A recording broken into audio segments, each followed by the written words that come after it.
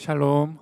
오늘 또 은혜를 사모하며 하나님의 전에 나오신 모든 우리 영가족 여러분들 환영하고 축복합니다. 오늘 우리에게 주시는 말씀 함께 봉독하도록 하겠습니다. 출애굽기 20장 2절 말씀입니다. 우리 한 절의 말씀인데 큰 목소리로 또 우리의 고백을 담아서 함께 우리 합독하여 읽도록 하겠습니다. 함께 읽으시겠습니다. 나는 너를 애굽 땅 종 되었던 집에서 인도하여 낸 내 하나님 여호와니라. 우리 한 번 더 큰 목소리로 함께 읽으면 좋을 것 같습니다. 한 번 더 읽도록 하겠습니다. 나는 너를 애굽 땅 종 되었던 집에서 인도하여 낸 내 하나님 여호와니라. 아멘. 우리는 오늘부터 청년부의 새로운 교재를 나가게 되었습니다. 앞에서 이렇게 소개를 해주실지 모르고 어떤 교재를 나갈까요? 라는 이런 질문을 좀 준비했는데요. 다 아시겠지만 한 번 더 질문해 보도록 하겠습니다. 새로운 교재를 나가도록 할 텐데요. 그것은 출애굽기 20장과 신명기 5장에 위치하고 있는 말씀입니다. 힌트입니다. 또 이것은 주기도문, 사도신경과 함께 하나님께서 기독교에 주신 세 가지 중요한 보물이라고 불리는 10마디의 하나님의 말씀입니다. 좀 더 구체적으로 믿음, 소망, 사랑 중에 우리의 믿음을 고백하는 사도신경, 그리고 예수님께서 우리에게 알려주신 우리의 소망의 기도를 올려드리는 주기도문, 그리고 이것은 사랑을 대표하는 세 가지 보물 중에 하나입니다. 여러분 어려우시겠지만 혹시 뭔지 아시는 분 계실까요? 네, 몇몇 분이 이 어려운 문제를 맞추셨는데요. 바로 십계명입니다. 네, 오늘 이 십계명 교재의 첫 걸음을 떼면서 우리 안에 십계명을 통해 주실 하나님의 은혜를 기대하고 사모하는 시간 되시길 소망합니다. 십계명을 시작하며 오늘은 십계명의 전체적인 개관을 통해 십계명이 어떤 것이고 또 이 십계명은 어떤 의미를 지니고 있고 우리는 왜 십계명에 집중해야 하며 또 이 십계명을 살아내야 하는지에 대한 말머리를 풀어보도록 하겠습니다. 먼저 십계명이 무엇일까요? 네, 십계명은 이제 설명을 할 겁니다. 네, 십계명이 무엇인지 우리가 좀 알기 위해서는 이 십계명의 기원에 관해 우리가 집중할 필요가 있습니다. 그 기원이 되는 이스라엘의 출애굽 사건을 살펴봐야 하는데요. 감사하게 정말 하나님의 은혜로 이 십계명 직전에 우리는 출애굽기의 말씀, 교재를 함께 나누었습니다. 이 출애굽기 말씀을 통하여서 이스라엘 백성들이 어떻게 애굽을 탈출했고 그 과정 가운데 하나님께서 어떻게 역사하셨는지를 섬세하게 우리는 살펴볼 수 있는 시간들이 있었습니다. 그래서 오늘은 이 시간은 간단하게 그것을 요약해서 이야기하자면 이스라엘 백성들이 오랜 시간 애굽 땅에서 종살이를 하게 되었습니다.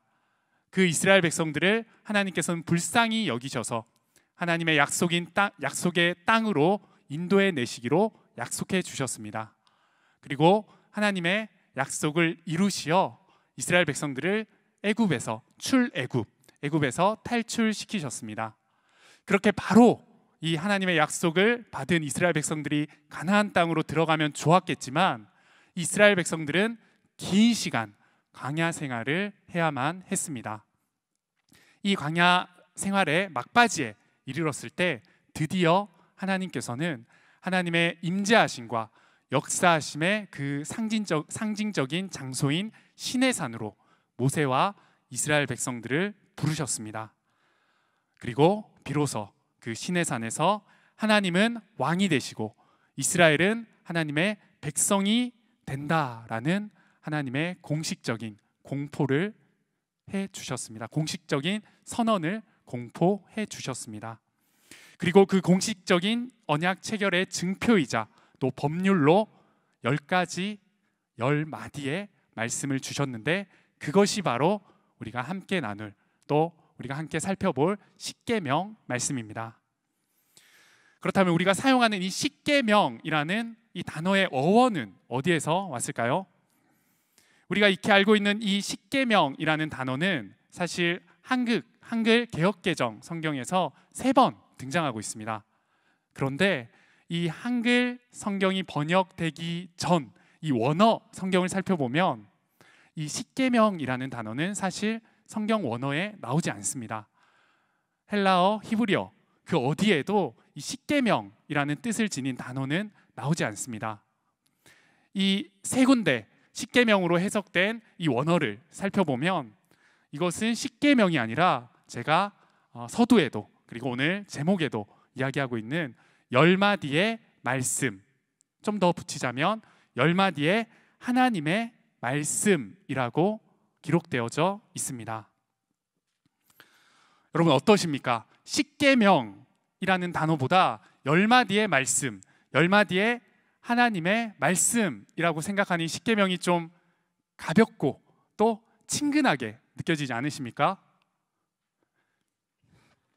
아멘. 이 십계명이 이 교재가 너무 기대되고 사모해지는 이 마음이 생기시지 않으십니까?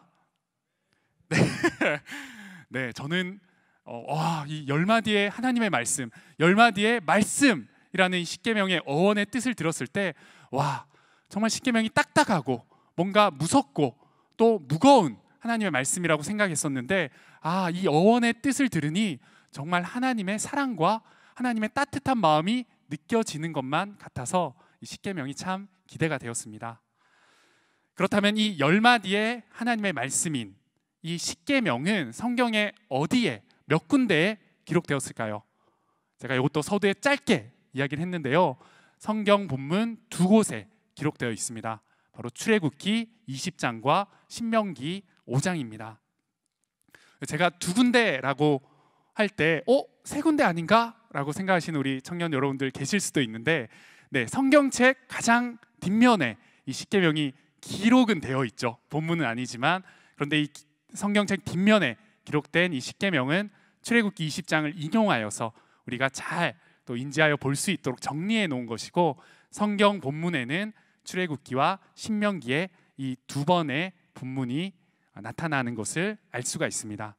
이 두 본문은 안식일에 관한 계명의 조금의 이 단어와 문장의 정렬 또 내용의 추가가 다르긴 하지만 그 깊은 의미와 또 그 외의 모든 계명은 동일한 것으로 확인할 수 있습니다. 그렇다면 두 번째로 십계명이 가지고 있는 의미는 무엇일까요? 또 십계명에 담긴 하나님의 마음은 무엇일까요? 많은 학자들과 종교들이 십계명 속에 있는 하나하나의 계명을 어디까지 구분지어 볼 것인가에 대한 다양한 의견을 가지고 있습니다. 왜냐하면 출애굽기와 신명기 이 본문에는 우리가 알고 있는 십계명의 구분이 명확하지 않기 때문입니다. 즉 제1계명, 제1은, 제2는, 제3계명은 등등 이러한 구분이 정확하지 않습니다. 성경 가장 뒤쪽에 나오는 그 십계명에는 이렇게 구분을 해 놓았지만 그 구분은 바로 모든 동방교회와 개혁교회가 따르는 여러 다양한 구조의 의견들 속에 필로의 이 구조 구분을 따르고 있는 것입니다. 이처럼 우리는 대부분의 교회가 따르고 있는 필로식 이 구조 구문의 이 십계명의 구조를 따르고 또 그것을 배우고 알고 있습니다. 우리의 교재와 말씀도 그 기준으로 준비가 되어져 있습니다. 그런데 많은 사람들은 3절부터 시작하는 1에서 10계명으로 나눠진 10가지 계명만을 십계명으로 인지하고 있습니다. 여러분도 그러시지 않으신가요? 자, 십계명 가장 처음에 십계명이 뭔가요? 했을 때 나오는 게 어떤 걸까요? 네, 침묵이죠. 뭘까요? 했는데 침묵이 제일 먼저 나오긴 할 겁니다. 제1계명은 제1은 이라고 이렇게 시작하는 3절의 내용을 십계명의 가장 첫 부분으로 우리는 인지하고 있습니다. 하지만 십계명의 의미를 제대로 알기 위해서는 놓치지 말아야 할 것이 있는데 그것은 바로 1계명이 시작하는 바로 직전에 나오는 2절의 말씀입니다. 특별히 우리가 따르는 필로식 구조에서도 2절은 십계명의 중요한 서언으로 구분되어져 있습니다. 서언은 너무나도 중요합니다. 십계명이 만일 대한민국의 헌법이라고 한다면 서언은 헌법의 전문가도 같다라고 이야기할 수 있습니다. 헌법 전문에는 헌법 제정의 역사적 과정과 목적과 헌법 제정권자와 또 헌법의 이념 등을 규정하는 헌법 조문 앞에 있는 공포문입니다. 헌법에서 전문은 본문과 마찬가지로 법 규범으로 가치가 있는 것으로 많은 학자들 사이에 통설로 이렇게 불리우게 되는 부분입니다. 그만큼 십계명에서도 이 서원에 해당하는 2절은 십계명만큼이나 너무나도 중요한 십계명의 공포문이 되는 말씀이고 절입니다. 왜냐하면 이 서원에는 2절에는 십계명의 수여자와 또 십계명을 받는 그 수여를 받는 자, 그리고 십계명의 목적과 의미가 드러나 있기 때문입니다. 더 나아가 이 십계명이 담고 있는 하나님의 마음을 발견할 수 있는 그 부분이 바로 2절의 서원에 해당하는 부분이기 때문입니다. 이런 중요한 2절, 중요한 서원에 해당하는 이 부분을 너무나도 중요하다, 중요할까? 중요한가? 라는 마음을 품고 다시 한 번 더 말씀을 보면서 2절을 한 번 더 합독하여 읽어보도록 하겠습니다. 네, 우리 준비하신 성경을 보시면서 함께 2절 합독하도록 하겠습니다. 시작.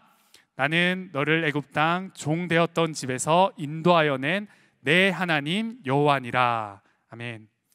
2절에는 나는 너희를 애굽 땅 종 되었던 집에서 인도하여 낸 여호와다라고 말씀하시며 십계명의 수여자가 바로 하나님임을 정확하게 밝히고 있습니다. 그리고 본격적인 10가지 계명을 주시기 전 한 가지 더 분명히 밝히는 사실이 있는데요. 그것은 바로 이 십계명을 받는 대상인 이스라엘 백성들을 하나님께서 이미 구원하셨다라는 것을 밝히고 있습니다. 내가 너희를 구원하여 낼 여호와가 아니라 너희를 구원하여 낸, 이미 구원한 여호와다라고 하나님께서는 선포하고 계시는 것이죠. 이는 십계명에 담긴 참 의미와 목적을 발견할 수 있는 구속사적으로 아주 중요한 핵심이 되는 내용입니다. 하나님께서 십계명을 주신 목적은 이스라엘을 구원하시기 위함이 아니라는 것입니다. 이미 이스라엘을 구원하셨고 구원받은 백성들에게 주신 것이 바로 이 10가지의 계명, 십계명이라는 것이죠. 우리는 십계명을 구원받을 목적으로 지키거나 또 십계명을 지키지 못했을 때 구원받지 못한다라는 잘못된 시선으로 십계명을 바라보곤 합니다. 그러나 십계명은 구원을 목적으로 하는 구원법이 아닙니다. 십계명은 이미 구원받은 백성들에게 주어진 하나님의 율법입니다. 즉 거룩한 백성들에게 주어진 법, 성민법, 또 하나님이 구원을 베푸신 그 은혜로 주신 법, 은혜법이 바로 우리에게 주신 십계명 말씀입니다. 이스라엘 백성이 구원을 받은 것은 율법을 지켜서가 아니라 순전히 하나님의 은혜 덕분이었습니다. 그리고 끝까지 사랑하시는 하나님의 사랑 덕분이었습니다. 이 은혜와 사랑으로 이스라엘 백성들은 구원함을 얻은 하나님의 백성이 되었습니다. 즉 하나님께서 자신의 백성들에게 십계명을 주시는 이유는 그들이 구원받은 백성으로서 이 땅에서 마땅히 행할 태도와 행실을 친히 알려주시기 위함인 것이죠. 이것이 바로 십계명이 지닌 참 의미와 목적입니다. 여러분 어떻습니까? 십계명을 구원의 기준으로 생각하고 바라볼 때는 이 하나님의 마음, 이 하나님의 따스한 사랑과 은혜를 발견하기가 쉽지 않았습니다.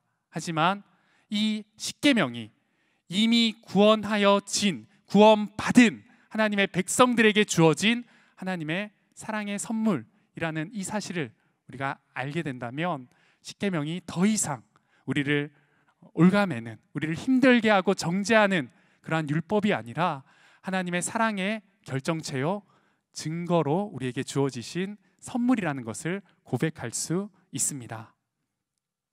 하나님께서는 우리를 너무나도 사랑하셔서 그 은혜로 하나님의 백성, 하나님의 자녀로 삼아주셨습니다.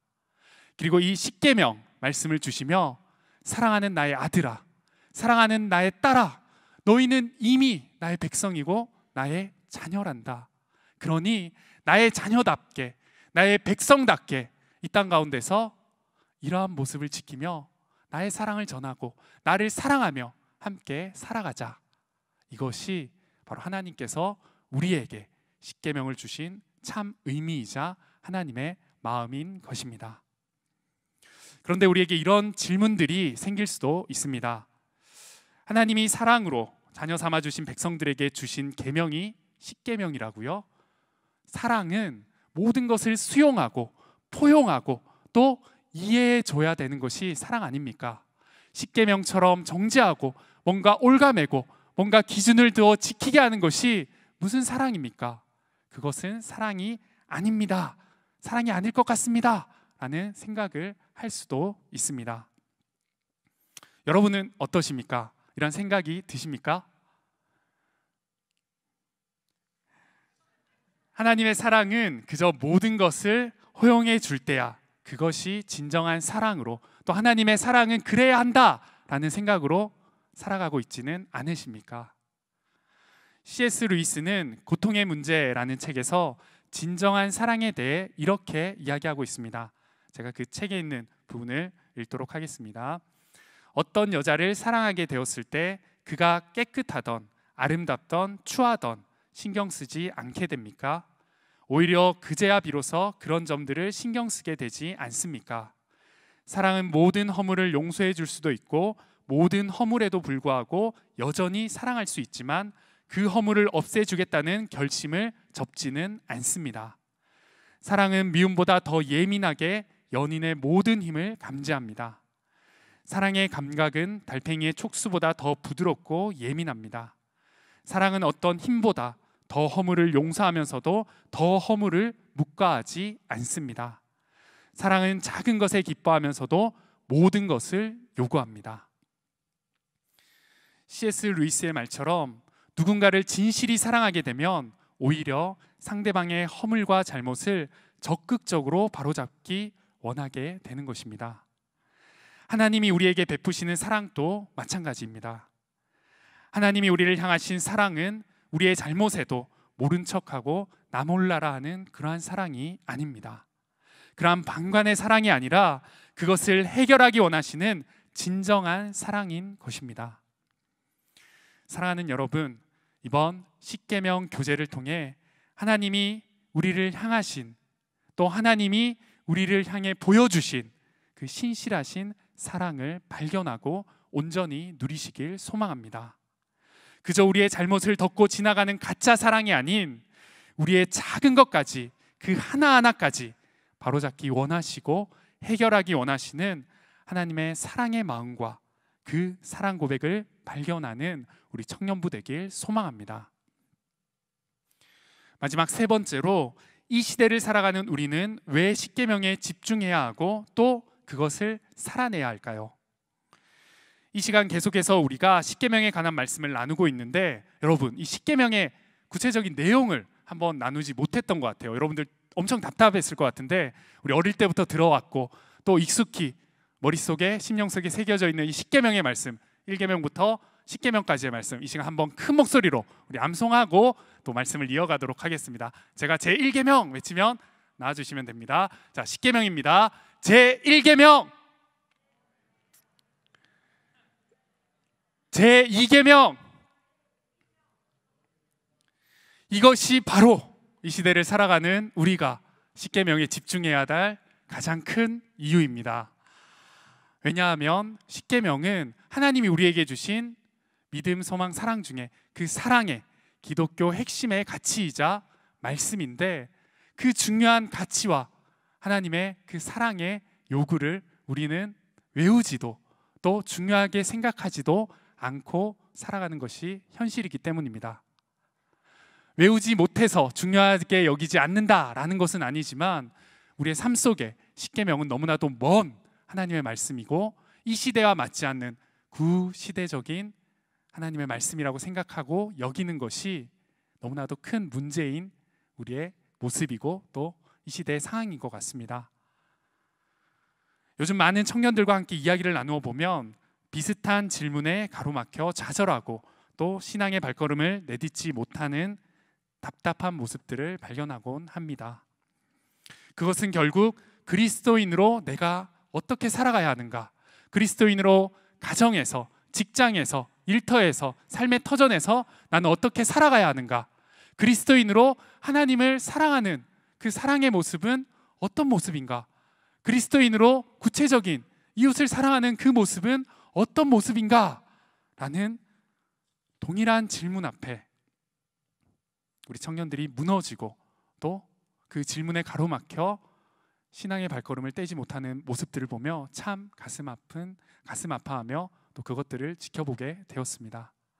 이러한 질문을 가진 청년들에게는 항상 그 질문의 끝에 말씀이 이야기하시는 구체적이고 현실적인 그 답을 원하는 마음들이 있습니다.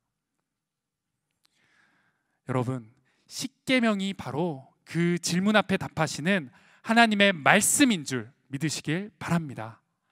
십계명이야말로 하나님의 구원하심을 입은 자녀들이 어떻게 살아가야 하는지를 구체적으로 설명하고 요구하는 하나님의 말씀입니다. 십계명이야말로 하나님의 백성들이 하나님을 어느 시간에 어떤 방법과 모습으로 사랑해야 되는지를 구체적으로 말씀하고 있습니다. 십계명이야말로 그리스도인들이 이웃을 어떻게, 왜 사랑해야 되는지를 면밀하고 섬세하게 알려주는 우리의 신앙의 설명서의 역할을 감당하고 있는 말씀임을 믿으시길 바랍니다. 그리스도인이라면 어떻게 살아가야 하지? 하나님과 이웃을 사랑하는 구체적인 방법은 뭘까라고 고민하고 계십니까? 거친 파도와 같은 이 혼란스러운 시대 앞에 삶의 기준이 되고 등대가 되는 것이 바로 하나님께서 우리에게 주신 십계명이라는 삶의 지침서입니다. 구원받은 하나님의 자녀가 어떻게 살아가야 하는지를 구체적으로 말씀하시는 것이 바로 이 십계명이기 때문에 우리는 십계명에 주목하고 그 말씀을 배워야 합니다. 혼란스러움이 커지고 모든 본질이 흐려질수록 우리는 이 십계명을 붙들어야 할 선명한 이유가 생기는 것입니다. 또 십계명에 우리가 주목해야 하는 것은 하나님이 주신 모든 율법 중 가장 특별한 율법이기 때문입니다. 구약 전체에 나오는 하나님의 율법은 모세오경에 기록되어 있는데 이 율법의 수는 613개의 율법이 이 말씀 안에 기록되어 있습니다. 그런데 이 613개의 율법 중 가장 먼저 기록된 율법이 무엇인지 아십니까? 네, 바로 십계명, 이 10가지의 말씀입니다. 또 가장 먼저 기록되었을 뿐만 아니라 이 후에 나오는 600여 가지의 모든 율법을 집약하고 있는 것이 바로 이 10가지의 십계명의 말씀입니다. 예수님께서는 하나님이 주신 모든 율법을 요약하셔서 정의하셨는데 마태복음 22장에 이렇게 율법을 요약하고 정의하셨습니다. 내 마음과 목숨과 뜻을 다해 주 너의 하나님을 사랑하라. 이는 첫째 되는 계명이요 둘째도 그와 같으니 내 이웃을 내 몸과 같이 사랑하라. 이는 온 율법과 선지자의 강령이니라. 바로 모든 율법은 첫째로 하나님을 사랑하는 것, 둘째로는 이웃을 사랑하는 것으로 요약하고 정의하신 것이죠. 여러분, 십계명은 1계명에서 4계명, 바로 하나님의 사랑의 요약, 하나님을 사랑하는 방법에 대해서 말씀하는 율법입니다. 그리고 이어지는 5계명에서 10계명은 이웃 사랑, 이웃을 어떻게 사랑하고 왜 사랑하는지를 섬세하게 말씀하신 하나님의 율법입니다. 하나님께서 우리에게 주신 모든 율법의 핵심이 되고 요약이 되는 이 십계명을 우리는 집중하고 또 이 십계명 안에 주시는 하나님의 마음과 말씀을 배워 나아가야 하는 것이 바로 이런 이유에 있습니다. 또 십계명은 직접적으로 하나님께서 백성들에게 주신 유일한 율법입니다. 이 600여 가지의 모든 율법을 하나님께서는 간접적으로 그 백성들에게 허락해 주셨습니다. 모세를 통해서 모세야, 너 이 모든 율법을 백성들에게 이르어 말하거라, 전하여 말하거라 라고 하셨지만, 오늘 우리에게 주신 이 10가지 계명, 이 10계명만큼은 하나님께서 친히 사랑하는 백성들을 대면하시어 이 말씀을 전해 주셨습니다. 그리고 내가 너희에게 주는 말씀이라 선포하시며 이 말씀을 직접적으로 사랑하는 자녀들에게, 백성들에게 주셨습니다. 우리 출애굽기 20장 1절 보실까요? 성경 있으신 분들은 찾아보시고 제가 읽도록 하겠습니다. 하나님이 이 모든 말씀으로 말씀하여 이르시되, 또 신명기 5장 4절에는 여호와께서 산불 가운데서 너희와 대면하여 말씀하시매, 이 십계명을 주시는 하나님께서 직접적으로 앞으로는 없을 친히 이 사랑하는 백성들에게 주시고 계신 말씀이 바로 십계명이라는 것을 발견할 수 있습니다.